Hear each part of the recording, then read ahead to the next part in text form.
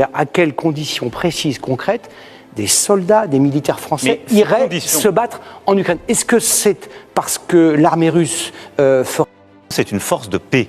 Simplement, aujourd'hui, pour avoir la paix en Ukraine, il ne faut pas être faible.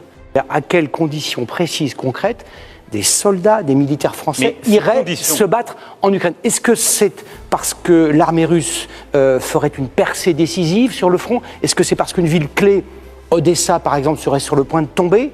Vous n'avez pas été précis sur ce point-là. Mais peut-être j'ai raison de ne pas être précis. Et je vous le redis. Mais les deux conditions que je viens d'évoquer relèvent de la science-fiction ou ce sont des scénarios possibles, à vos yeux? Depuis quelques années, nous vivons tous dans un monde où ce qu'on croyait impensable arrive. C'est cette fin de l'insouciance que j'évoquais il y a quelques années. On y est. La guerre est sur le sol européen. Il y a entre Strasbourg et Lviv moins de 1500 km. Vous imaginez? La guerre est dans ce pays. Donc ça n'est pas une fiction et ça n'est pas loin de nous. Ce qui s'est passé, donc toutes ces options sont possibles. Le seul qui en aura la responsabilité, c'est le régime du Kremlin.